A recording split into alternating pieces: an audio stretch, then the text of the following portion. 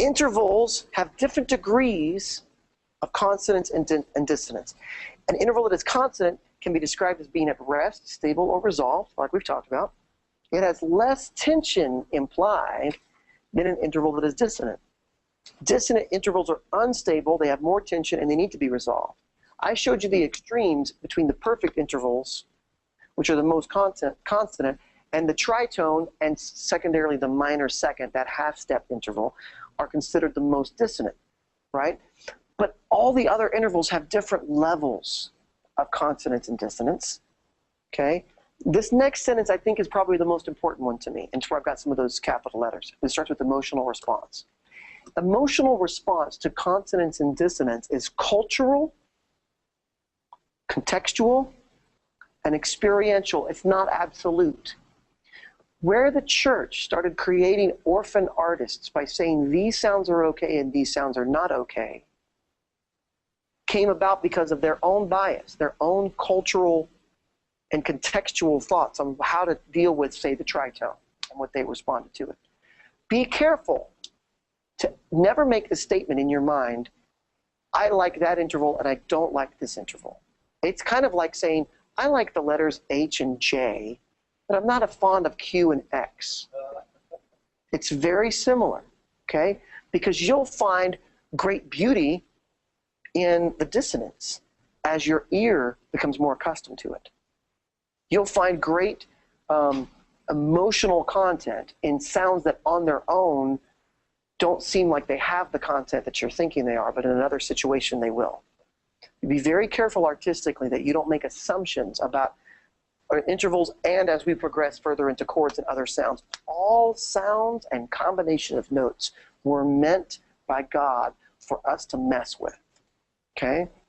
Be careful of the idea that it's a religious concept that says these styles or these notes are somehow more spiritual than the others. Because on one level, everything we're studying in this course is extremely spiritual and extremely divine. On another level, this is all man's system trying to make sense of the science that God put into place of sound, okay? Don't make a doctrine out of your preference as you're moving forward with this. That's where the tall grass lies. Okay, so going on, the frightening dissonance of the tritone and the string figure from Psycho can be beautiful in a blues song. I mentioned that earlier. Be careful when making assumptions about the intended atmosphere or emotional response. Last thing I'm going to say on it, let's say you're going to do a soaking set, and you want everything to be nice and sweet and harmonious so everybody can soak it in. Don't make the mistake of thinking, well, I probably shouldn't put any of those minor intervals or those tritones in there. Because it's like saying, I'm going to make a speech, but I want to avoid the letters Q, R, and X. It's the same equivalence. Because I'll do a soaking set that's very nice and peaceful and harmonious and use all 12 notes in the space of a minute and do them again. It's a matter of how you use them. Don't make the mistake that the building blocks at this stage have it. Okay, I've overstated it. You understand what I'm saying. This is a very important thing to me. Okay, moving on to the next page. Here's where it's going to start getting fun. Who would be honest with me right now and say, Austin, I am lost as a goose? Just be honest. Okay. I'm going to tell you three things. Go watch the videos a couple more times a piece. Work it. Do all the homework assignment. And then when you hit the earlier in the course that where you can start going, okay, now right here is where you started losing me. Pinpoint the earliest part in it. Work that for a while. If it doesn't make it all sense, post a question to the community, because between myself and everybody, we may be able to help bring some light to it. If that doesn't help, we'll talk privately. Email. I want you to understand it. I want you to understand it at a deep level. Okay? Okay, so we are on the page for inverting an interval. Now, if you'll hold the question as why are we studying this for a couple of more segments, inverting intervals is going to be hugely valuable a couple of things later. So the why, if you'll just trust me for a minute, but any other questions you got to jump in on. To invert an interval, you take an interval that's always measured from the bottom note to the top note, and you flip them vertically, making the bottom into the top and the top into the bottom. Now, the name of the interval will likely change because the distance between the bottom and the top notes have now changed. On the surface, does that sort of make sense? I invert an interval, I'm basically flipping it vertically. And then, if I'm flipping it vertically, the distance is going to change, and which means the name is.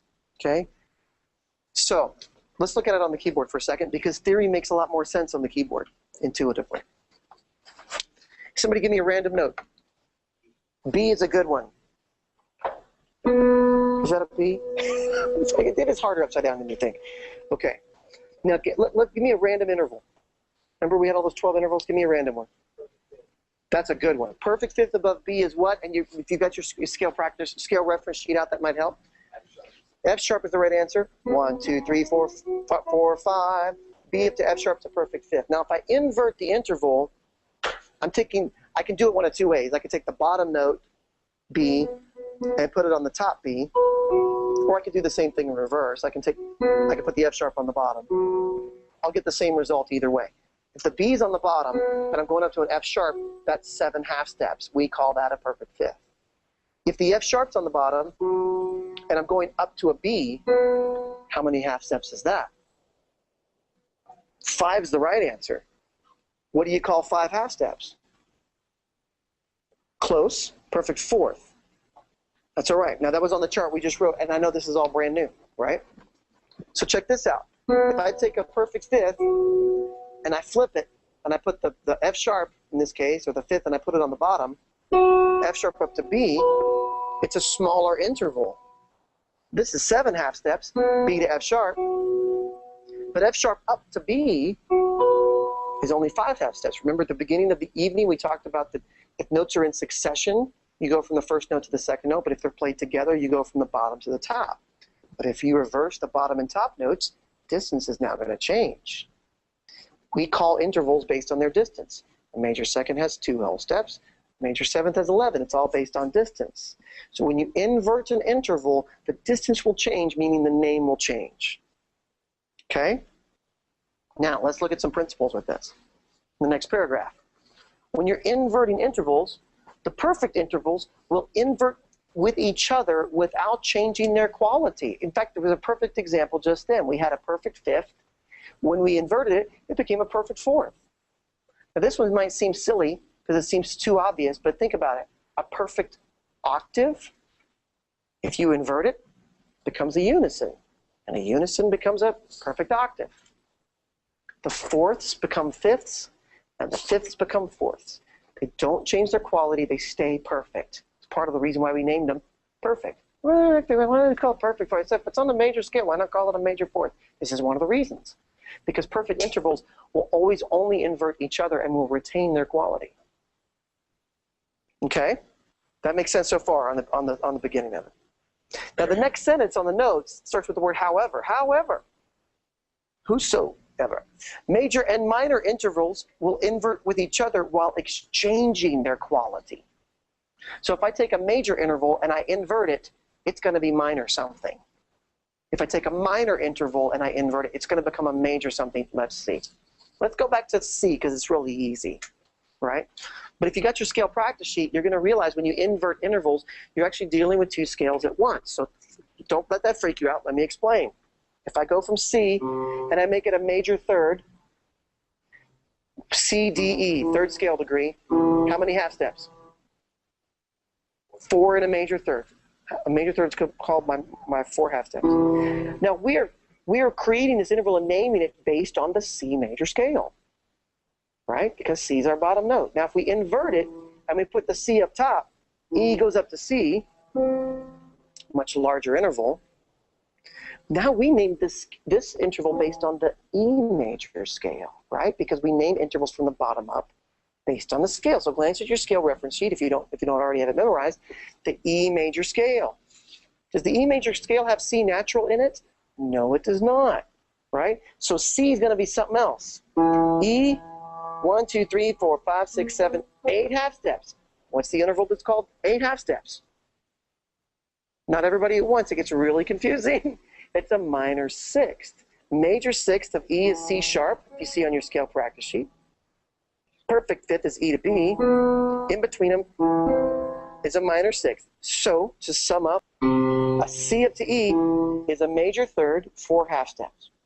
If I invert it, it becomes an E up to C, which is now 8 half steps, which is called a minor sixth.